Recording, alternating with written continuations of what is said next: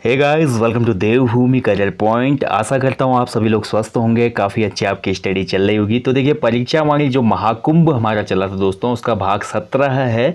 और परीक्षा वाणी जो पुस्तक है उसका हम अध्याय 9 का यहाँ पे अध्ययन कर रहे थे, जिसके अंतर्गत धार्मिक स्थल, पर्यटन स्थल वगैरह दिए गए हैं। यानी कि हम सिंपली उत्तराखंड जिला दर्शन का अध्ययन कर रहे थे। लास्ट टॉपिक से ही शुरुआत हो चुकी थी। भाग 16 में हमने देखा था महाकुंभ के हरिद्वार जनपद को, क्योंकि हरिद्वार जनपद में ही महाकुंभ लगता है, तो वहीं से शुरुआत की हमने। और आज हम देखेंगे दोस्तों, इसमें हम पहुंच गए आज भाग 17 में देहरादून जनपद में। तो जिला दर्शन सीरीज बहुत महत्वपूर्ण है अपने उत्तराखंड को और करीब से जानने के लिए और उत्तराखंड के एग्जाम्स को निकालने के लिए भी, ठीक है। तो एक एक पॉइंट को आपने यहाँ पे देखना है, बिल्कुल भी बातें मिस नहीं करनी है। तो चलिए शुरू करेंगे। और आगे बढ़ने से पहले दोस्तों, मैं आपको बोलना चाहता हूँ, चैनल पे जो हमारी परीक्षा वाली महाकुंभ के अलावा जितने भी टेस्ट सीरीज या जो भी कंटेंट आता है उसको फॉलो करें। इसके अलावा हमारी वेबसाइट पे भी जाए भाई, वेबसाइट पे आपको फ्री में यूके जीके के टेस्ट और हिंदी के टेस्ट मिलते हैं। हमारी वेबसाइट का जो डोमेन नेम है वो है himuvantuk.com। ठीक है, क्या है? himuvantuk.com। तो अपने ब्राउज़र में जाइए, himuvantuk.com टाइप कीजिए, Uttarakhand GK test, Hindi test, Uttarakhand का वरीयस कंटेंट, हिंदी का कंटेंट आपको वहाँ पे फ्री में प्रोवाइड करवाया जाता है। इसके अलावा हमारी देखिए एप्लीकेशन है देवभूमि करियर पॉइंट के नाम से। तो एप्लीकेशन पे जो और कोर्स आप लीजिए मत लीजिए, मुझे कोई मतलब नहीं है, लेकिन एप्लीकेशन पे जो 50 full length group C practice set चल रहे हैं, जिसमें हम 30 आपको प्रैक्टिस सेट दे चुके हैं, जो 11 अगस्त से शुरू हुए थे। अभी तक जिन लोगों ने ज्वाइन नहीं किया भाई, इसको ज्वाइन कीजिए आप, जो प्रैक्टिस सेट है, क्योंकि यूके ट्रिपल एससी के लेटेस्ट पैटर्न पे फुल लेंथ 20 की हिंदी, 10 रीजनिंग, 30 जीएस और करंट अफेयर और 40 नंबर का उत्तराखंड जीके जीए प्लस करंट अफेयर के क्वेश्चन आपको देखने को मिलते हैं। और जो अभ्यर्थी इस सीरीज़ को फॉलो कर रहे हैं उनको निश्चित ही 100% बेनिफिट देखने को मिलेगा अपकमिंग एग्जाम में। टेस्ट सीरीज ज्वाइन करना भी इसलिए भी ज़रूरी है भैया कि इसमें आपको पता चलता है कि मैं कितना परफॉर्म कर पा रहा हूँ, कौन से क्वेश्चन मेरे गलत हो रहे हैं, किन सेक्टर्स पे मुझे अभी भी मेहनत करने की आवश्यकता है। इसलिए प्रैक्टिस सेट अटैम्प्ट करो, मैं बोल रहा हूँ आपको, क्योंकि उसी से आप अपना आकलन कर पाएंगे और मेहनत करेंगे फिर ज़्यादा। ठीक है, तो हमारी एप्लीकेशन डाउनलोड कर लो, गूगल प्ले स्टोर पे भी है और इस वीडियो के डिस्क्रिप्शन बॉक्स में लिंक दिया है। जैसे एप्लीकेशन डाउनलोड होती है तो एज ए स्टूडेंट रजिस्टर्ड करना और स्टोर पे जाना है, वहाँ पे आपको 50 प्रैक्टिस सेट दिख जाएंगे। ज़रूर फॉलो करना इसको, मैं आपको बोल रहा हूँ, इसका निश्चित लाभ मिलेगा और बहुत ज़्यादा महत्वपूर्ण भी है ये आगामी परीक्षा के लिए। ठीक है, तो चलिए, अब वार्तालाप बहुत हो गया है, अपना हाथ मुंह धोइए और महाकुंभ में गोते लगाने के लिए तैयार हो जाइए। चलिए शुरू करते हैं महाकुंभ को। तो आज हम बात करेंगे दोस्तों इस महाकुंभ में देहरादून की। तो देहरादून की मैं बात करूं दोस्तों, देहरादून जो शब्द है 2 शब्दों से मिलकर बना है, बहुत ही महत्वपूर्ण है, देहरा और दून। ठीक है, यानी कि प्राचीन नाम अगर कभी पूछा जाता है देहरादून का तो दून है। तो दून नाम क्यों अस्तित्व में आए, तो इसके पीछे बहुत सी कहानियां हैं। सबसे पहला लोकमत है कि आचार्य जो द्रोणाचार्य थे, उन्होंने देहरादून के निकट किसी पर्वत पे तप किया और इस पर्वत के नाम पे ही यहाँ पे इस एरिया का नाम द्रोण या दून हो गया कालांतर में। पहला तो ये मत है। दूसरा मत ये है कि दोने के आकार का होने के कारण इस क्षेत्र को दून कहा जाता है। तीसरा है, देखिए, भौगोलिक रूप से दून का अर्थ होता है घाटी, क्योंकि शिवालिक के पाद में स्थित है हमारा पूरा देहरादून, तो ये घाटी क्षेत्र में स्थित होने के कारण भी इसको दोस्तों दून कहा जाता है, या इसको वैली इन शिवालिक हिल्स भी कहा जाता है। ठीक है, और जो सबसे जेन्युइन फैक्ट है देहरादून नाम पड़ने का कालांतर में, वो है भैया हमारा जब गुरु राम राय आए थे, तो गुरु राम राय जी का आगमन हुआ था देहरादून में 1675 में। आपको परीक्षा वाले में 1699 दिया है, जो कि गलत है।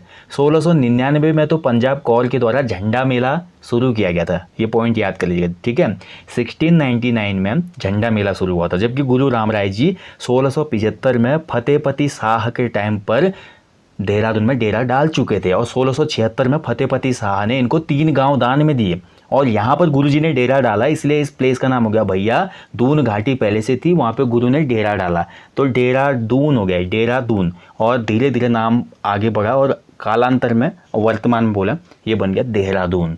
तो ये तो नाम की हिस्ट्री है भाई देहरादून की। ठीक है, अब बात करें प्राचीन नाम की, तो प्राचीन नाम क्या क्या मिलते हैं। तो प्राचीन नाम है देहरादून के द्रोण नगरी। ठीक है, नोट करते जाएंगे, द्रोण नगरी।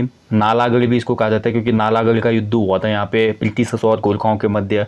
पृथ्वीपुर भी इसको कहा जाता है, क्योंकि पृथ्वीपति शाह ने यहाँ पे पृथ्वीपुर शहर बसाया था। शिवपुरी भी इसका प्राचीन नाम है, ये आपने नोट करना है।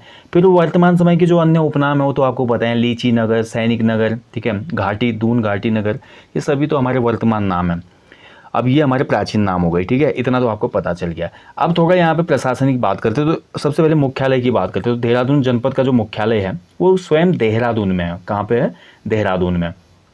और वहीं अगर हम देहरादून की मैप की बात करते हैं तो बाय ये है हमारा देहरादून, ठीक है। देहरादून के हम बात करते हैं पूर्व में, तो देहरादून के ईस्ट में देखते हैं भैया, तो हमारे ईस्ट में है टिहरी और उत्तरकाशी ऊपर हो गया, और यहाँ पे टिहरी हो गया, और थोड़ा भाग पौड़ी का, ठीक है, ध्यान रखेंगे, ये हमारा पूर्व में है इसका, ठीक है।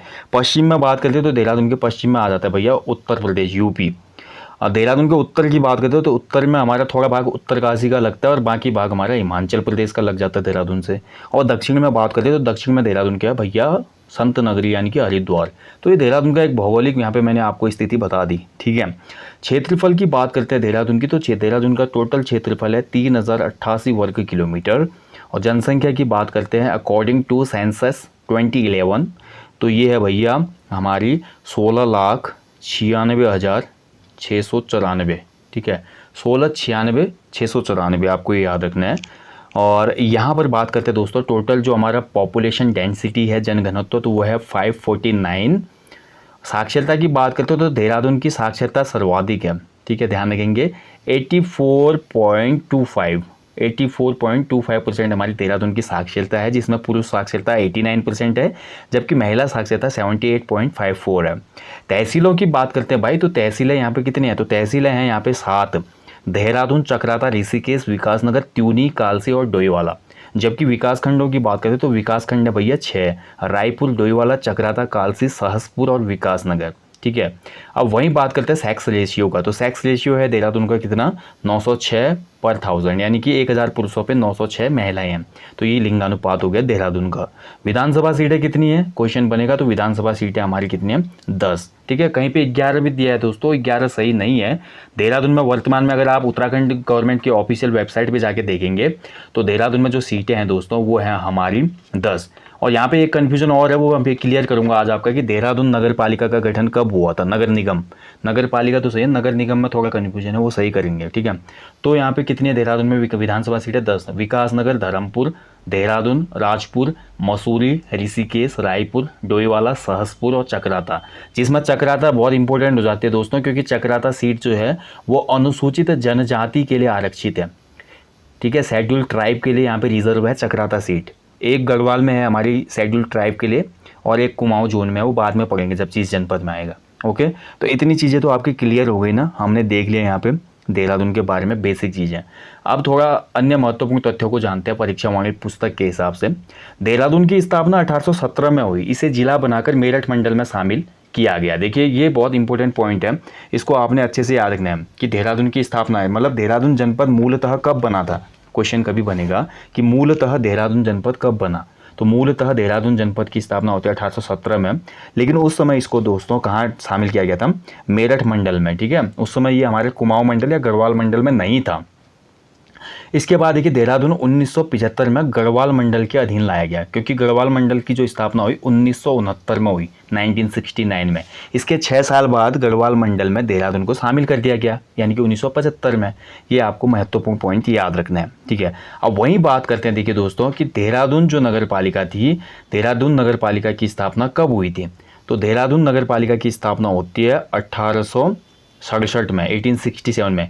ये नगर पालिका है, क्या है? नगर पालिका। और वहीं बात करते हैं नगर निगम की, तो देहरादून नगर निगम बना था 1998 में। इसको प्लीज़ आप करेक्ट कर लें। आई थिंक नगर पालिकाओं वाला एक वीडियो मैंने कुछ दिन पहले आपको दिया था, वहाँ पे 2003 बताया गया था, लेकिन नहीं दोस्तों। अगर हम देहरादून नगर पालिका जो देहरादून नगर निगम है उसके ऑफिशियल वेबसाइट पे जाते हैं तो फाउंडेशन ईयर हमारा दिया गया है 1998, ठीक है। क्योंकि 2020 में देहरादून नगर निगम ने अपनी स्थापना का 22वां वर्ष भी मनाया था, वर्षगांठ। तो इससे साफ पता चलता है कि 2020 में अगर 22 साल हो रहे हैं नगर निगम को, तो नगर निगम देहरादून बना था 1998 में। तो इसको प्लीज़ करेक्ट कर लें आप लोग, देहरादून नगर निगम 1998 में बना भाई। और दूसरा एक पॉइंट और आज करेक्शन यहाँ पे करेंगे, उत्तराखंड राज्य का जो सर्वाधिक क्षेत्रफल वाला जनपद है ना, वो हमारा चमोली ही है। उत्तरकाशी बहुत जगह पे दिया गया था, आयोग ने भी 1-2 बार माना था, लेकिन भारतीय सर्वेक्षण विभाग से हमने एक आरटीआई मांगी थी, बहुत से लोगों ने मांगी वो आरटीआई। उस सूचना के अधिकार में साफ साफ ये बोला गया भाई उत्तराखंड राज्य का क्षेत्रफल में सबसे बड़ा जो जनपद है वो चमोली ही है। तो अब इस पर डाउट नहीं करना है आपने हाथ से, ठीक है। चमोली उत्तरकाशी का डाउट खत्म। चमोली सबसे ज़्यादा क्षेत्रफल वाला जनपद है उत्तराखंड राज्य का। तो ये कुछ महत्वपूर्ण बात है जो क्लियर करनी जरूरी है। तो देहरादून नगर पालिका 1867, देहरादून नगर निगम कब बना तो 1998, याद रखना है। चलिए अब कुछ अन्य महत्वपूर्ण पॉइंट्स की बात करते हैं दोस्तों। तो देहरादून में देखिए हम कुछ ऐतिहासिक विश्लेषण करते हैं। तो देहरादून का मैं आप बता ही चुका हूँ। 1675 में गुरु राम राय आए यहाँ पे और 1676 में उन्होंने डेरा डाला यहाँ पे, 3 गांव दान में मिले। 1699 में पंजाब कौर के द्वारा दोस्तों यहाँ पे झंडा मेला वगैरह शुरू किया गया था। और उसके बाद की कहानी तो थोड़ा उथल पुथल वाली रहती है, हम इतिहास के लेक्चरों में पढ़ते हैं वो। जैसे 1804 का वक्त आया दोस्तों, तो 1804 के आसपास ये क्षेत्र देहरादून वाला गढ़वाल नरेशों के अधीन था। लेकिन खुड़बुड़ा का जो युद्ध होता है देहरादून में ही है, खुड़बुड़ा, ठीक है। जो खुड़बुड़ा का मैदान है वो देहरादून में ही है और यहीं पर युद्ध में प्रद्युमन साहब वीरगति को प्राप्त होते हैं और देहरादून भी कैप्चर कर लेते हैं गोरखा लोग। बाद में फिर 1815 में आंगल गोरखा युद्ध जब होगा 1814 में ही यहाँ पे 1814 नवंबर 1814 में ही यहाँ पे देहरादून स्वतंत्र हो जाता है, ठीक है। यहाँ से गोरखाओं को खदेड़ दिया जाता है 1814 के आसपास लास्ट मंथों में। और लगभग 1815 हम मान सकते हैं कि 1804 से 1815 तक गोरखा शासकों के अधीन रहता देहरादून क्षेत्र। और 1815 से फिर देहरादून हमारा क्या हो गया दोस्तों, ब्रिटिश जो शासन चला उसके अधीन आ गया, ठीक है। अब यहाँ पे बहुत से लोग ये भी बोलते हैं दोस्तों, देखिए प्रद्युमन शाह दोस्तों जब अपने राज्य को वापस लेने के लिए, माफ़ कीजिएगा, सुदर्शन शाह जब अंग्रेजों से अपना खोया हुआ साम्राज्य वापस कर दो बोलने जाते हैं तो वहाँ पर एक डील होती है। कुछ इतिहासकार ये बोलते हैं कि एक डील होती है सुदर्शन शाह और ब्रिटिशर्स के बीच में। तो 22 जून ये डील होती है, 22 जून 1811 को। और इस डील में हमारा सुदर्शन शाह ये बोलते हैं भाई कि देहरादून जो क्षेत्र है वो आप ले लो, और मात्र 3005 रुपये की या 3050 रुपये की डील होती है। तो बहुत से इतिहासकार बोलते हैं भाई ये गलत है, क्योंकि इतने कम मूल्य में कोई राजा इतना बड़ा एंटायर एरिया सोल्ड आउट कर देगा ब्रिटिशर्स को, दिस इज़ नॉट पॉसिबल, ठीक है। तो कहीं ना कहीं इसमें भ्रांति है, लेकिन फिर भी ये घटना सही है कि देहरादून के कुछ हिस्से को देने की या बेचने की बात तो हुई थी सुदर्शन शाह की, लेकिन किस प्राइस पे हुई थी ये पता नहीं है। और फाइनली होता भी ऐसा है कि अलकनंदा के पश्चिम का भाग फिर केवल उसको मिलता है हमारे सुदर्शन शाह को, रीजन जो हमारा टिहरी और उत्तरकाशी वाला है। बाकी देहरादून का एरिया भी इधर आ जाता है, किस में, हमारा मेरठ मंडल में तो था ही है, मेरठ मंडल में रहता है वैसे, ठीक है। लेकिन कंट्रोल ब्रिटिशर्स का यहाँ पे हो जाता है उस समय। तो ये महत्वपूर्ण कुछ पॉइंट है आपको याद रखने हैं, ओके। अब बात करते हैं, देखिए देहरादून राज्य की अस्थायी राजधानी है और देहरादून राज्य की जो है दोस्तों वो हमारी शीतकालीन राजधानी है। ये भी आप महत्वपूर्ण पॉइंट है, आपको बन गया राज्य की शीतकालीन राजधानी बन गई ना देहरादून अब, क्योंकि ग्रीष्मकालीन राजधानी तो हम बना ही चुके हैं। ग्रीष्मकालीन राजधानी हमारी बन गई है 2020 से गैरसैंण, है ना। तो गैरसैंण हमारी ग्रीष्मकालीन राजधानी है, इसलिए देहरादून राज्य की अस्थायी राजधानी और शीतकालीन राजधानी मानी जाएगी। और राज्य की जो ग्रीष्मकालीन राजधानी वो गैरसैंण है। और उत्तराखंड राज्य दोस्तों देश का 5वां राज्य है जिसकी 2 राजधानियां हैं। ये भी एक इम्पोर्टेंट पॉइंट है। उत्तराखंड वर्तमान में देश का 5वां ऐसा स्टेट बना है जिसके पास 2 कैपिटल्स हैं, ओके। चलिए अब कुछ अन्य बातों की बात करें तो देखिए हमारा देहरादून का जो क्षेत्रफल हम पढ़ चुके हैं। लिंगानुपात इसमें गलत दिया परीक्षा वाले में, प्लीज़ इसको करेक्ट कर लें। 906 है, 906 बताया मैंने अभी आपको, ठीक है। वनों के प्रतिशत की बात करते हैं तो देहरादून में वनों का प्रतिशत 51.88% है, बहुत कम है। और देहरादून जिले में दोस्तों जो औसत वर्षा होती है वो ज़्यादा होती है, ठीक है। वर्षा के मामले में देहरादून भैया बहुत ज़्यादा धनी है, क्योंकि देहरादून में राजपुर वगैरह में बहुत ज़्यादा बारिश होती है। वो वहाँ पे जो भौगोलिक कंडीशन है या भौगोलिक जो स्ट्रक्चर है उसकी वजह से वो होता है संभव, जो हमने उत्तराखंड की वर्षा वाले चैप्टर में आई थिंक किया होगा, वहाँ पे हमने बताया होगा, ठीक है। तहसीलों की संख्या मैं आपको बता ही चुका हूँ दोस्तों। तहसीलों की संख्या कितनी है तो तहसीलें 7 हैं, देहरादून, चक्राता, ऋषिकेश, विकासनगर, त्यूनी, कालसी और डोईवाला, ठीक है। इसमें 6 दिया है, 7 कर लीजिएगा। ब्लॉक 6 हैं भाई, ठीक है। विधानसभा सीटें 10 हैं, जिसमें से हमारी चक्राता वाली अनुसूचित जनजाति के लिए रिजर्व है, ओके। देहरादून टिहरी लोकसभा सीट के अंतर्गत आता है और यमुना और टोंस नदी के संगम पर कालसी बसा है, ठीक है। ये भी महत्वपूर्ण है। यमुना और टोंस नदी के संगम पर कौन सा शहर है, कालसी है, ठीक है। तो यमुना और टोंसी के संगम पर कौन सा है, कालसी है, ठीक है। ये क्वेश्चन भी बना है कि कालसी किन नदियों के संगम पर है। और देहरादून जो है टिहरी लोकसभा में आता है, यानी कि परिसीमन के आधार पर देहरादून टिहरी के अंदर को होगा, ठीक है। आपको पता है उत्तराखंड में लोकसभा की 5 ही तो सीटें हैं, टिहरी हो गई, दूसरी पौड़ी हो गई, तीसरी हरिद्वार हो गई, चौथा नैनीताल हो गया, 5वां अल्मोड़ा सीट हो गई, जिसमें अल्मोड़ा सीट हमारी अनुसूचित जाति के लिए आरक्षित है। तो जो देहरादून का एरिया है वो टिहरी में कंबाइन हो जाता है लोकसभा इलेक्शन के टाइम पे, ठीक है। याद रखना है।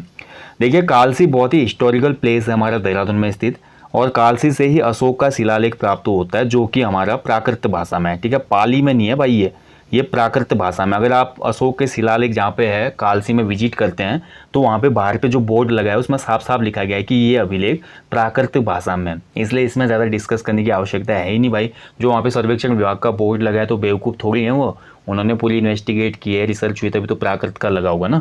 तो प्राकृत भाषा में अशोक का शिलालेख, ठीक है। 7वीं सदी में इस क्षेत्र को सुध नगर के रूप में चीनी यात्री वेनसांग ने देखा। अब यह नगर कालसी के नाम से जाना जाता है। और कालसी जो प्लेस है देहरादून का दोस्तों, कालसी का प्राचीन नाम भी पूछ लिया जाता है कई बार। तो कालसी का प्राचीन नाम था कालकूट, ठीक है, कालसी का प्राचीन नाम क्या था, कालकूट। और इसके बाद बात करते हैं, देखिए देहरादून से अन्य जो महत्वपूर्ण पॉइंट निकलते हैं उनको हम डिस्कस करेंगे। अभी देहरादून के अन्य जो स्थल है उनको भी देखेंगे, फिलहाल कुछ पॉइंट है उन्हीं को, स्टैटिक पॉइंट को हम यहाँ पे डिस्कस कर रहे हैं। तो देहरादून में एशिया की प्रथम मेयर कॉन्फ्रेंस हुई 2006 में। आईएमए बहुत महत्वपूर्ण है, देखिए आईएमए इंडियन मिलिट्री एकेडमी 10 नवंबर 1932 को फील्ड मार्शल फिलिप चेनवुड ने की यहाँ पे, ठीक है, आईएमए की स्थापना। ये बहुत ही महत्वपूर्ण है दोस्तों, आपको याद रखना है आईएमए की स्थापना, क्वेश्चन बनता है आईएमए से कि आईएमए की स्थापना देहरादून में कब हुई थी। इसके साथ साथ बहुत से अभी क्वेश्चन मसूरी से भी निकल के आएंगे जिनको हम देखेंगे, ठीक है। तो आईएमए की स्थापना हुई थी कब, हमारा 1932 में, ठीक है। तो ये थोड़ा कन्फ्यूजिंग लग रहा है दोस्तों, इसको सही करेंगे, ये 10 नवंबर 1932 नहीं होगा भाई, ये मेरे को थोड़ा कन्फ्यूजिंग लग रहा है, ठीक है। तो आईएमए की स्थापना होनी चाहिए थी यहाँ पे, आईएमए की स्थापना होगी आपकी 1 अक्टूबर होना चाहिए, 1 अक्टूबर 1932। तो 1 अक्टूबर 1932 होना चाहिए इसका, ठीक है, फील्ड मार्शल फिलिप के द्वारा इसको किया गया। अगला देखिए आरबीआई यानी कि रिजर्व बैंक ऑफ इंडिया ने देहरादून में अपनी शाखा खोली थी 30 जून 2006 को, ये ठीक है। राज्य में सर्वाधिक खेल मैदानों वाला कैंपस राष्ट्रीय इंडियन मिलिट्री कॉलेज है। दून पब्लिक स्कूल की स्थापना 1935 में होती है सतीश रंजन दास के द्वारा, बिल्कुल सही है। Forest school of Dehradun Bharat का पहला वन शिक्षा केंद्र, ये 1878 में यहाँ पे स्थापित हुआ। और देहरादून जो वन संग्रहालय बना वो 1914 में बना, यानी कि देहरादून जो फॉरेस्ट म्यूजियम है उसकी स्थापना 1914 में होती है। जबकि एफआरआई की अगर हम बात करते हैं फॉरेस्ट रिसर्च इंस्टीट्यूट, तो ये 1906 हो जाएगा, ठीक है, 1906। अगला है देखिए सर्वाधिक हाथी और बारहसिंगा वाला जो नेशनल पार्क है वो राजाजी नेशनल पार्क है, ये ध्यान रखेंगे आप, ठीक है। और उत्तराखंड तकनीकी विश्वविद्यालय यूटीयू भी देहरादून में है। राज्य का मार्बल उद्योग, चूना उद्योग, सीमेंट फैक्ट्री, पेट्रोलियम विश्वविद्यालय, ये सभी देहरादून में है। आपदा प्रबंधन संस्थान भी देहरादून में है। हर्बल गार्डन की स्थापना ऋषिकेश के मुनि की रेती में की गई, ये इंपॉर्टेंट है। देखिए हर्बल गार्डन से क्वेश्चन बना था प्रीवियस किसी एग्जाम में कि हर्बल गार्डन कहाँ पे है, तो हर्बल गार्डन है हमारा कहाँ पे, मुनि की रेती में, ठीक है। तो इन पॉइंट्स को आप अच्छे से याद करेंगे, बहुत महत्वपूर्ण है, ठीक है। हर्बल गार्डन क्वेश्चन बनेगा तो कहाँ पे है, मुनि की रेती में।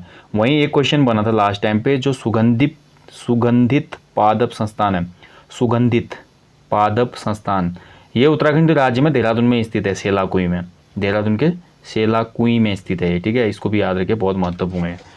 चलिए अब आगे देखते हैं देहरादून के प्रसिद्ध जो मेले हैं कौन कौन से हैं। तो यहाँ पे लगने वाले प्रसिद्ध मेले हैं जौनसर बावर मेला, कुआनो मेला, महासू देवता मेला, ये सब जौनसर बावर के ही मेले हैं। विष्णु मेला, टपकेश्वर मेला, टपकेश्वर महादेव में लगता है। सरदोत्सव मेला, और यहाँ पे एक और मेला बहुत फेमस है दोस्तों, हथकालिका, ठीक है, हथकलिका होगा, हथकलिका मेला। तो हथकलिका जो मेला लगता है ये गोरखा समुदाय का मेला है, देहरादून में आयोजित होता है, ठीक है, ये भी आप याद रखेंगे बहुत।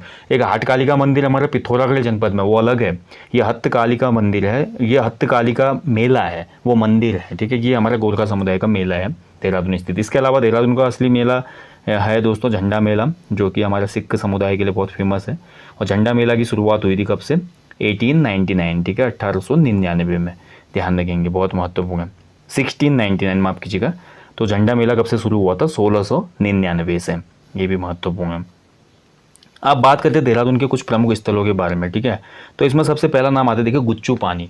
तो गुच्चू पानी दोस्तों देहरादून से करीब 8 किलोमीटर दूर है दोस्तों, और यहाँ पर आपको गुफाएं देखने को मिलेंगी जिनको रोबर्ट्स केव भी कहा जाता है, यानी कि चोरों की गुफाएं। तो रोबर्ट्स केव या चोरों की गुफा देहरादून में कहाँ स्थित है, कभी क्वेश्चन बनेगा तो ये हमारा कहाँ है, गुच्चू पानी में है। इसके बाद देखिए श्री गुरु राम राय दरबार साहिब, तो दरबार साहिब कहा जाता है राम राय जी के। तो देहरादून नगर के संस्थापक और उदासीन परंपरा के गुरु राम राय ने सन 1699 में धामवाला में झंडा दरबार की स्थापना की थी, ठीक है। और इसी भवन को सन 1707 में उनकी पत्नी माता पंजाब कौर द्वारा भव्य रूप में निर्मित किया गया था। और पंजाब कौर के द्वारा ही 1699 में दोस्तों झंडा मेला की भी शुरुआत होती है, ठीक है। ये महत्वपूर्ण है, याद रखना आपने। अगला है देखिए हमारा टपकेश्वर महादेव। तो टपकेश्वर महादेव टोंस नदी के किनारे बसा हुआ एक पवित्र मंदिर है दोस्तों। शिवरात्रि के दिन यहाँ पे बहुत विशेष महत्व है। और यहाँ पर देखिए टपकेश्वर महादेव में बोला था कि पानी जो शिवलिंग है उस पर जल टपकते रहता है, तो टप टप बरसा पानी, इसलिए इसका नाम पड़ गया टपकेश्वर महादेव। और यहाँ पर एक पॉइंट अच्छा दिया हुआ है कि टोंस नदी, तो टोंस नदी का जो प्राचीन नाम है तो वो हमारा क्या हो जाता है, टोंस का प्राचीन नाम है तमसा, ठीक है। टोंस का प्राचीन नाम क्या है, तमसा, ठीक है, याद रखेंगे, बहुत महत्वपूर्ण है। चलिए अगला पॉइंट क्या बोलता है, तो लक्ष्मण सिद्ध। देखिए देहरादून में 4 सिद्ध भी हैं, ये बहुत महत्वपूर्ण है। देहरादून में कितने सिद्ध हैं, 4 सिद्ध। लास्ट टाइम इससे क्वेश्चन बना था कि देहरादून स्थित सिद्ध नहीं है, तो 4 सिद्ध कौन कौन से हैं। तो पहला है लक्ष्मण सिद्ध, ये देहरादून से पूर्व दिशा में पड़ता है दोस्तों। अगला है दूसरा वाला कालू सिद्ध, तीसरा है माणक सिद्ध, और चौथा है हमारा मांडू सिद्ध, ठीक है। तो देहरादून स्थित 4 सिद्धों को आपने याद रखना है, बहुत ही महत्वपूर्ण है। भगवान दत्तात्रेय के 84 सिद्धों में से 4 सिद्ध जो है वो देहरादून में है, लक्ष्मण सिद्ध, कालू सिद्ध, माणक सिद्ध और मांडू सिद्ध। बिल्कुल गलती नहीं करनी है इसमें, ओके। अगर देखिए चंद्रबदनी, तो देखिए चंद्रबदनी बहुत महत्वपूर्ण है। तो चंद्रबदनी की अगर हम बात करते हैं तो चंद्रबनी होना चाहिए, चंद्रबदनी नहीं है, चंद्रबनी होना चाहिए, ठीक है। चंद्रबनी दोस्तों महर्षि गौतम की, यहाँ पर महर्षि गौतम से संबंधित है ये, क्योंकि यहाँ पे गौतम कुंड भी देखने को मिलता है और इसमें लोग स्नान करते हैं, बहुत ही पवित्र माना जाता है। तो कभी क्वेश्चन ये बन सकता है कि उत्तराखंड राज्य में जो गौतम कुंड है वो कहाँ पर स्थित है, तो वो गौतम कुंड स्थित है चंद्रबनी में, ठीक है। चंद्रबनी होगा, यहाँ पे ध्यान रखेंगे, चंद्रबनी मंदिर भी है। अगला देखिए मालसी डियर पार्क, बहुत फेमस है। तो मालसी डियर पार्क की मैं बात करता हूँ तो ये जब हम मसूरी मार्ग को जाते हैं देहरादून से ऊपर, राजपुर से कुछ आगे जाके मालसी डियर पार्क आ जाता है। तो यहाँ पर भी आपको बहुत से पशु वगैरह देखने को मिल जाएंगे, ठीक है। खासकर यहाँ पे हिरन वगैरह, पक्षी आदि काफ़ी ज़्यादा देखने को मिलते हैं। नेक्स्ट देखिए राजाजी नेशनल पार्क, ये महत्वपूर्ण है। तो राजाजी नेशनल पार्क, इसकी स्थापना हुई थी 1983 में, 1983।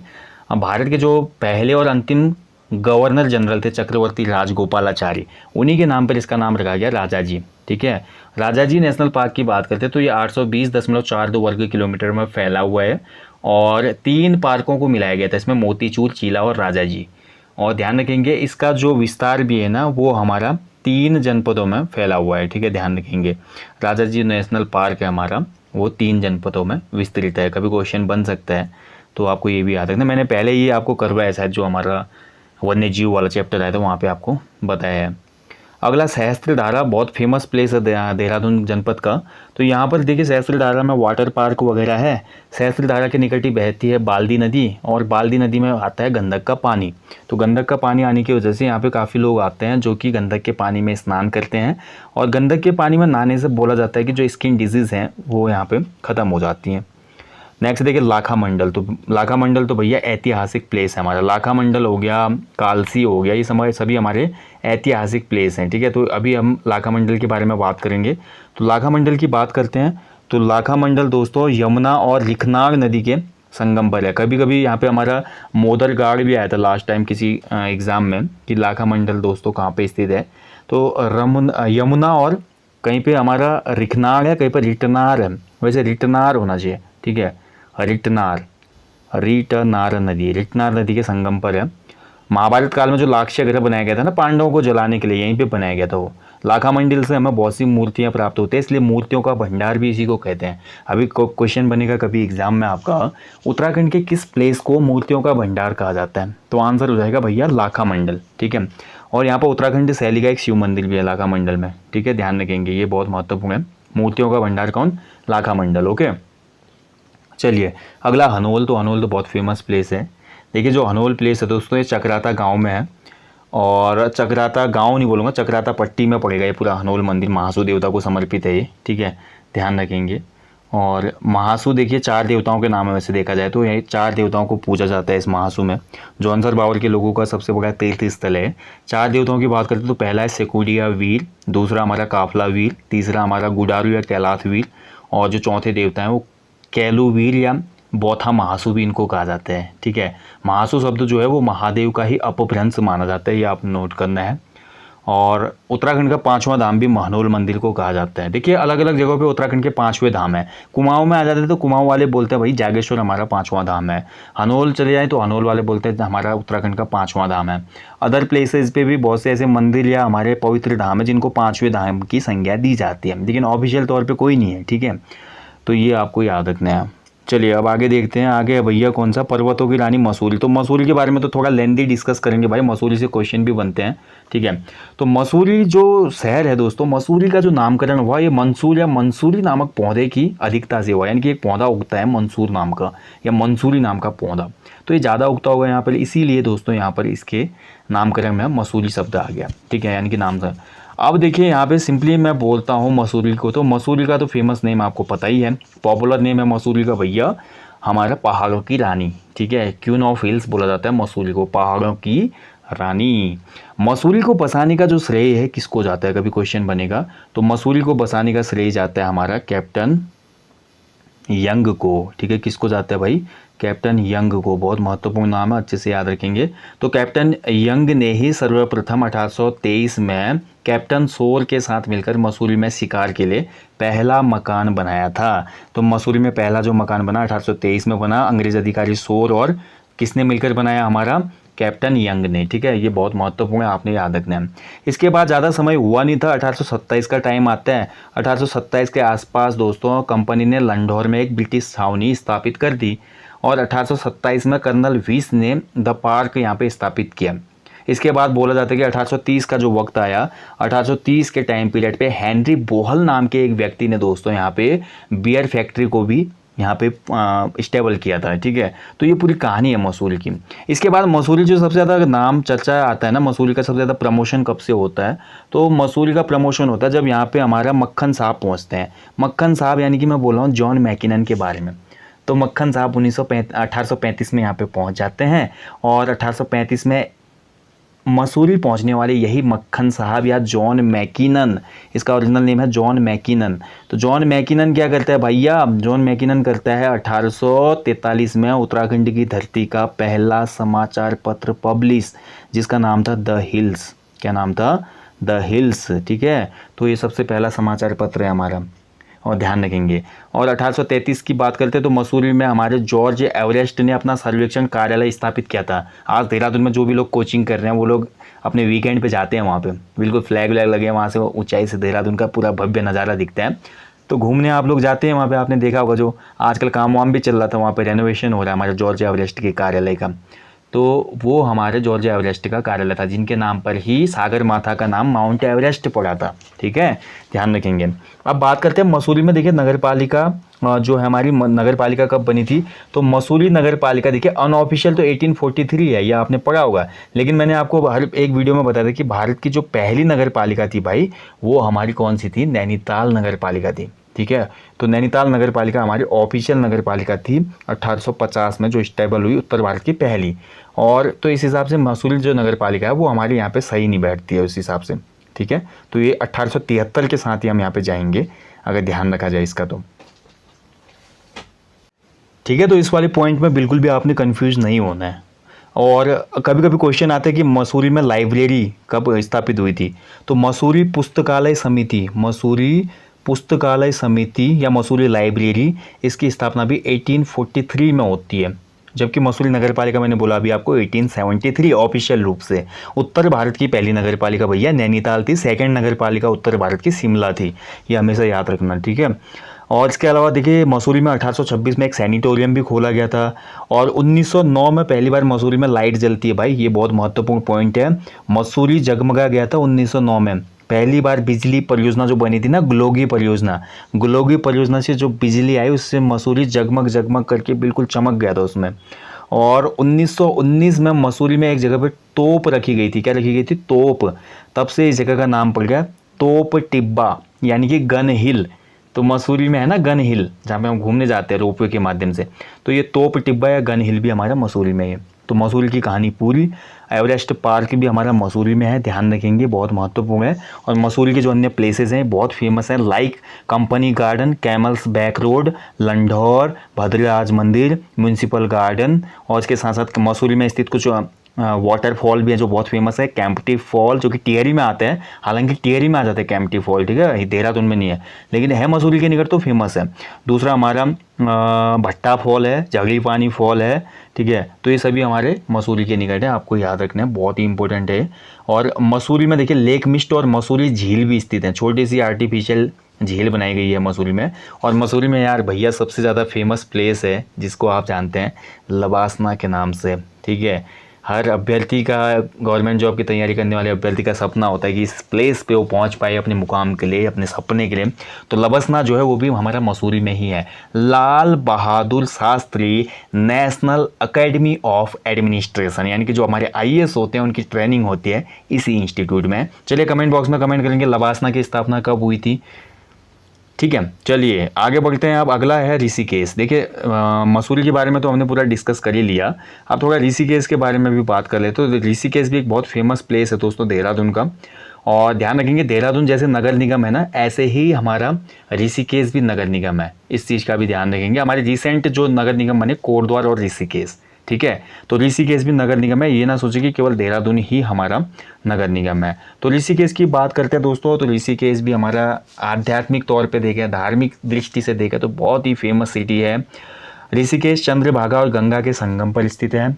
ऋषिकेश को संत नगरी, योग की वैश्विक राजधानी, चार धाम का प्रवेश द्वार, गढ़वाल हिमालय का प्रवेश द्वार और कुब्जामृत पुराना नाम, वीरभद्रपुर, ये इसके सभी नाम हैं, इनको आप नोट कर लीजिए भाई। सबसे ज़्यादा फेमस जो सबसे ज़्यादा आने के चांसेस रहते हैं एग्जाम में वो है कुब्जामृत, ठीक है। कुब्जामृत इसका प्राचीन नाम है ऋषिकेश का। इसके साथ साथ इसका प्राचीन नाम दूसरा मिलता है वीरभद्रपुर। स्कंद पुराण में बोला जाता है कि रैम्य नामक ऋषि ने इस स्थान पर तप किया था, इसी कारण इस प्लेस का नाम कुब्जामृत पड़ा, क्योंकि वो जो रैम्य ऋषि थे वो थोड़ा कुबड़े थे, मतलब उनकी पीठ कमर झुकी हुई होगी, ठीक है। और ऋषिकेश के समीप दोस्तों चंडी पर्वत को महाराजा उशीनर के नाम पर ही उशीनर पर्वत नाम पड़ता है, जो अब ऋषिकेश के समीप चंडी पर्वत है, ठीक है। इसके अलावा ऋषिकेश में भरत मंदिर है, बहुत फेमस है, आपने देखा ही होगा दोस्तों। ऋषिकेश तो one of the popular city है हमारे उत्तराखंड राज्य में, जहाँ पे सबसे ज़्यादा फॉरेनर आपको देखने को मिलेंगे। शिवानंद आश्रम हो, लक्ष्मण झूला हो, राम झूला, त्रिवेणी घाट, कैलाश निकेतन मंदिर, ये कुछ इंपॉर्टेंट प्लेसेस के नाम है जो कि ऋषिकेश में स्थित हैं, ठीक है। अब बात करते देखिए ऋषिकेश में हमारा है तपोवन भी ऋषिकेश में है। वैसे उत्तराखंड में बहुत से तपोवन है, उस पर एक अलग वीडियो आप वॉच कर सकते हैं हमारी प्लेलिस्ट में जाके, उत्तराखंड में स्थित तपोवन, तो आप जरूर देखिएगा, अलग अलग स्थान पे तपोवन है। जैसे क्वेश्चन बने वैसे आपने आंसर करना है एग्जाम में, है ना। अब बात करें लक्ष्मण झूला है यहाँ पे, त्रिवेणी घाट बहुत फेमस है, नीलकंठ महादेव मंदिर है यहाँ पे, भरत मंदिर हो गया, कैलाश निकेतन मंदिर हो गया, शिवानंद झूला हो गया, ठीक है। नीलकंठ महादेव जो मंदिर है ये बेसिकली देखा जाए नीलकंठ महादेव तो हमारा जो फेमस टिहरी वाला है, ठीक है। और शत्रुघ्न मंदिर, शिवानंद आश्रम बहुत फेमस है। शिवानंद आश्रम की बात करते हैं दोस्तों तो ये 1936 में स्थापित हुआ था, ठीक है। शिवानंद आश्रम की स्थापना कब हुई, तो 1936 में हुई थी ऋषिकेश में। और लक्ष्मण झूला दोस्तों हमारा 1939 में आया था, यहाँ पे आवागमन के लिए खोला गया था, हालांकि 2019 से इसको बंद कर दिया गया है। और यहाँ पे एज ए चाइना में जो ग्लास हमारे सस्पेंशन ब्रिज बनते हैं ग्लास वाले, बिल्कुल हमारे जो कि आर पार दिखाई देते हैं जिसमें, ठीक है। तो इस तरह का हमारे यहाँ पे पुल बनने वाला है, सुनने में आ रहा है। लक्ष्मण झूला जो नया बनेगा बिल्कुल ही यहाँ पे पारदर्शी होगा वो, ठीक है। त्रिवेणी घाट दोस्तों, त्रिवेणी घाट पे हमारा कुब्जामृत कुंड भी देखने को मिलता है। और बोला जाता है कि इस कुब्जामृत कुंड में 3 नदियों का पानी मिलता है, गंगा जमुना सरस्वती, ऐसा बोला जाता है, ठीक है। इसी 3 नदियों के संगम के कारण ही इस घाट को त्रिवेणी घाट कहा जाता है, ये महत्वपूर्ण है। कैलाश निकेतन मंदिर भी यहीं पे है। काली कमली वाला पंचायती क्षेत्र हो गया, गीता भवन हो गया, परमार्थ निकेतन भी हमारा ऋषिकेश में ही स्थित है, ये भी आप याद रखेंगे। और सबसे फेमस हमारा ऋषिकेश में जो है मुनि की रहती, ये भी इंपॉर्टेंट नाम है, इसको आपने ध्यान रखना है, ठीक है। चलिए अब आगे बढ़ते हैं। अब है देखिए दोस्तों अगला जो है यहाँ पे हमारा अन्य महत्वपूर्ण जो पॉइंट बनेंगे, इतने ही हैं यहाँ पे, ठीक है। तो अन्य कुछ महत्वपूर्ण पॉइंट मैं बनाता हूँ, जैसे कि राज्य की जो प्रमुख नदियाँ, मतलब जिले की जो प्रमुख नदियाँ हैं उनके बारे में थोड़ा डिस्कस कर लेते हैं। तो सबसे पहले इसमें नाम आता है रिस्पना नदी का। तो रिस्पना नदी दोस्तों, इसका मूल नाम था ऋषिपर्णा नदी। ठीक है, क्या नाम है? ऋषिपर्णा नदी। ठीक है, और लंडौर छावनी के वुडस्टॉक फॉरेस्ट पर टिब्बा नामक प्लेस से निकलती है। रिस्पना नदी पे एक फॉल भी है जिसका नाम है शिखर फॉल। ठीक है, फॉल मतलब झरना, इस पे शिखर झरना है रिस्पना नदी पे, और मोथरेवाला के निकट बिंदाल में मिल जाती है ये। ठीक है, अब दूसरा जो हमारा है इसके बाद सुसवा नदी। तो सुसवा भी बहुत महत्वपूर्ण है दोस्तों, सुसवा। तो सुसवा हमारा ओगलवाल मटियार घाटी के चश्मे जल से निकलती है, यानी कि जो जल सोर्स होते हैं ना भूमिगत वाले, वहाँ से निकलती है। रिस्पना और बिंदाल जो है सुसवा की सहायक नदियाँ हैं। ठीक है, इसके बाद देखिए सोंग नदी। सोंग भी बहुत फेमस है, दून घाटी की फेमस नदियाँ हैं, सुरकंडा से निकलती है ये। बाल्दी और विद्यालना रॉ इसकी प्रमुख सहायक नदियाँ हैं। अगली नदी जो है हमारी आसन नदी। ठीक है, तो आसन नदी से अब आसन बैराज भी याद आ गया। देखिए, तो कुछ चीज़ें रह जाती हैं ना, तभी मैं जिला दर्शन में बोलता हूँ कि जिला दर्शन एक ऐसी सीरीज है जिसमें सभी चीज़ों को कवर करना बहुत मुश्किल रहता है। तो आसन जो नदी है दोस्तों, ये आसारोगड़ी से निकलकर रामपुर मंडी के सामने क्या होती है, यमुना में शामिल हो जाती है। अगली जो नदी है तमसा नदी। तो तमसा नदी दोस्तों हमारी हल्की दून क्षेत्र में प्रवाहित होने वाली छोटी नदी है। ये टोंस नदी नहीं है वाली, ठीक है, जिसके बारे में हम करें। ये दूसरी तमसा नदी है जिसके तट पर ही टपकेश्वर महादेव मंदिर स्थित है। एक तो हमारा टोंस नदी जो तमसा कहा जाता है वो अलग है, ये तमसा छोटी तमसा जिसपे टपकेश्वर महादेव मंदिर है, ये भी हमारे देहरादून में है। अब आसन बैराज की बात आ गई थी तो भाई आसन के बारे में बात कर लेते हैं। तो आसन बैराज जो है इसकी स्थापना हुई थी 1967 में, 1967। ठीक है, इस बैराज को ढालीपुर झील भी कहा जाता है।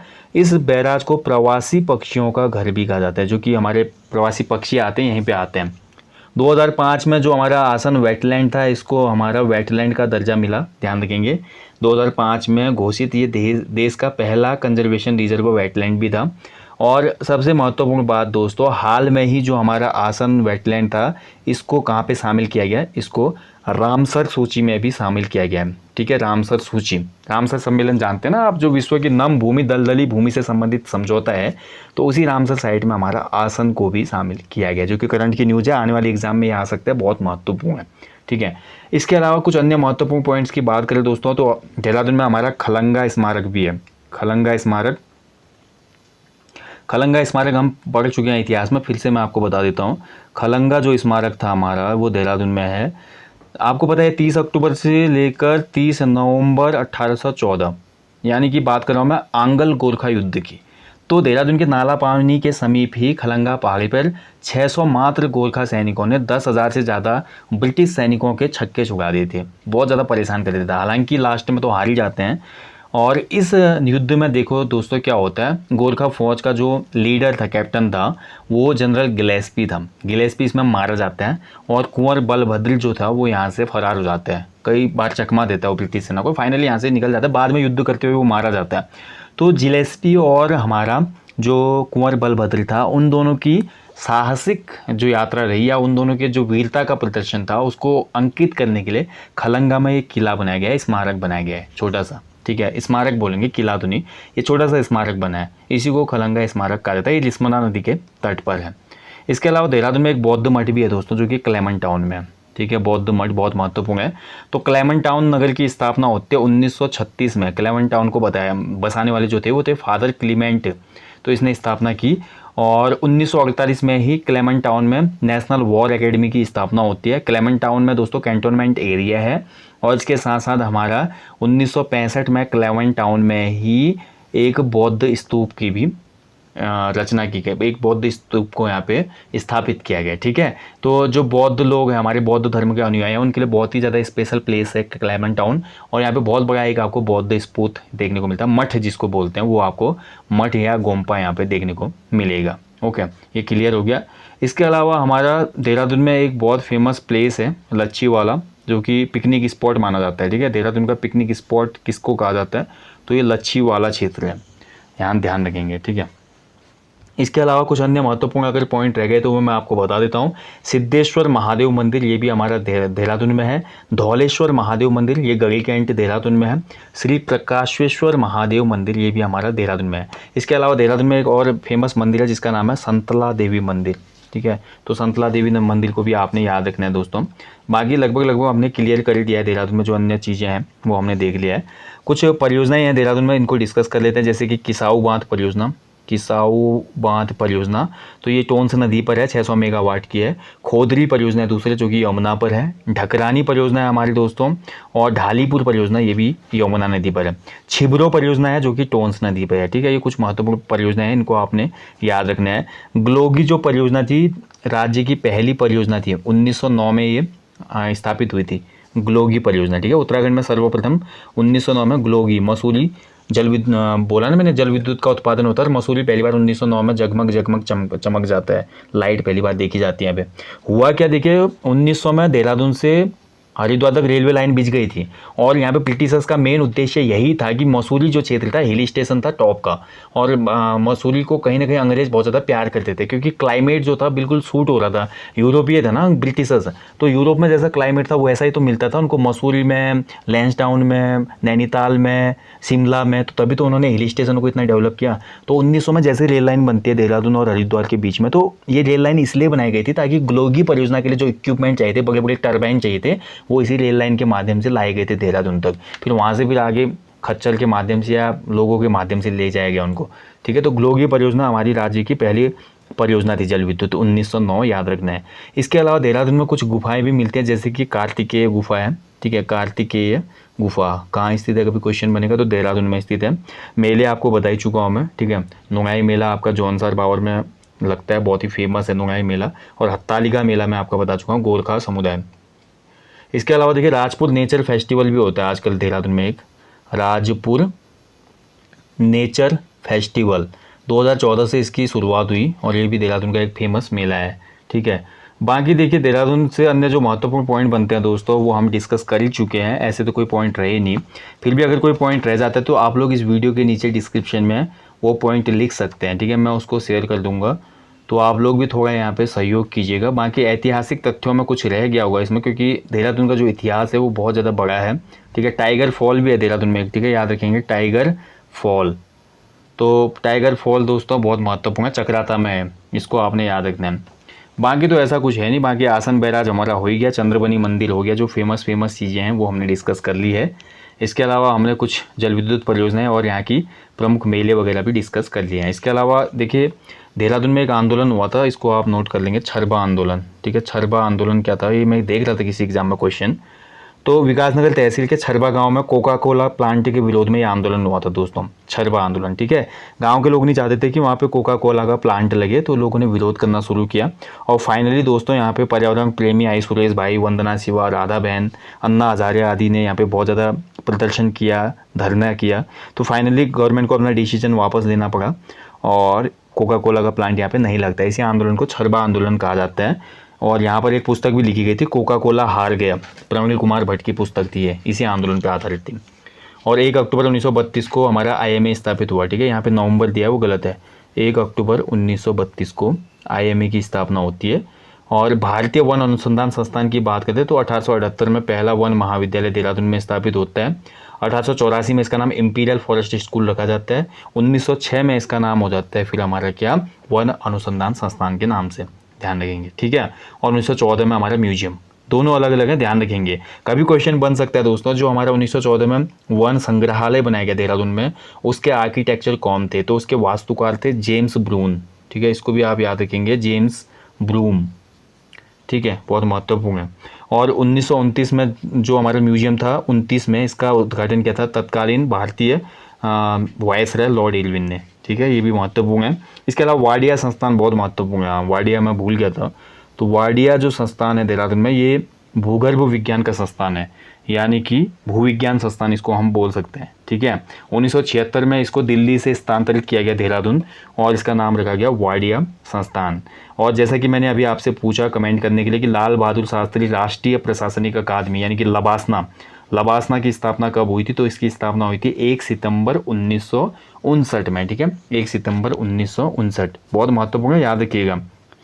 Lal Bahadur Shastri National Academy of Administration या नेशनल एडमिनिस्ट्रेटिव एकेडमी भी बोल सकते हैं इसको हम। ठीक है, लाल बहादुर शास्त्री नाम इसमें 1972 में जोड़ा गया। हालांकि जो हमारी ये प्रशासनिक अकादमी थी ये 1959 में स्थापित हो गई थी। ठीक है, लेकिन 1973 में इसमें राष्ट्रीय शब्द भी जोड़ा गया और 1972 में लाल बहादुर शास्त्री, यानी कि 1973 से इसका नाम बना लवासना। इस चीज़ का ध्यान रखेंगे। इसके अलावा देखिए Indian institute of remote sensing है हमारा, 1966 में स्थापना हुई थी देहरादून में, भारतीय सुदूर संवेदन संस्थान। ड्रिलिंग टैक्स इंस्टीट्यूट है, 1978 में स्थापित है। इसके अलावा हमारा देखिए दोस्तों ONGC, oil and natural gas corporation, 2003 में स्थापित हुआ देहरादून में। भारतीय पुरातत्व सर्वेक्षण संस्थान 1959 में स्थापित है। उत्तरांचल या उत्तराखंड संस्कृत साहित्य एवं कला परिषद जो कि 2004 में स्थापित है, पहले ही डिस्कस कर चुके हैं। ये सभी देहरादून में है, इनके मुख्यालय क्वेश्चन बनते हैं। और इसके अलावा दून विश्वविद्यालय 2005 में स्थापित हुआ। हेमवती नंदन बहुगुणा मेडिकल शिक्षा विश्वविद्यालय 2014 में। ठीक है, ये कुछ महत्वपूर्ण है। देहरादून का नाम आते हैं दोस्तों, कुछ लोगों के नाम भी जेहन में आते हैं, जिसमें हमारे कुछ महत्वपूर्ण नाम है जिनको मैं बोलना चाहूँगा। पहला नाम है जॉन मैकिनन। क्यों फेमस है बता चुका हूँ। पत्रकारिता को शुरू करने वाला उत्तराखंड की धरती में यही व्यक्ति था, जॉन मैकिनन। मसूरी को बसाने में भी इसका सर्वाधिक योगदान था। इसको फादर ऑफ मसूरी भी कहा जाता है। ठीक है, बहुत ही महत्वपूर्ण पॉइंट है। फादर ऑफ मसूरी किसे कहा जाता है, तो मक्खन साहब या जॉन मैकिनन को। दूसरा देखिए हमारा दूसरा जो नाम है वो है रस्किन बॉन्ड। ठीक है, रस्किन बॉन्ड दोस्तों हमारे, ये हालांकि कसौली में इनका जन्म होता है, हिमाचल में, लेकिन आज भी ये मसूरी में ही रहते हैं और बहुत सी रचनाएं इनकी अभी भी आ रही हैं। ठीक है, इस उम्र में भी ये काफ़ी साहित्यिक रचनाएं कर रहे हैं। इसके बाद बात करते हैं टॉम ऑल्टर। तो एक प्रसिद्ध अभिनेता रहे टॉम ऑल्टर अपने ज़माने के, जो कि बहुत सी मूवीज़ में आपने देखा होगा। खासकर वो हमेशा गोरे का ही रोल निभाते थे।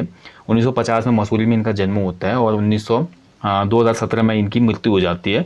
देखिए इनको ब्लू आंखों वाला साहब भी कहा जाता है, नीली आंखों वाला साहेब किसको कहा जाता है, तो ये हमारे टॉम ऑल्टर है भाई। और ध्यान रखेंगे दोस्तों, जो हमारे पहले एक हिसाब से पहले उत्तराखंड राज्य से अर्जुन पुरस्कार पाने वाले पहले व्यक्ति हैं पद्म बहादुर मल्ल।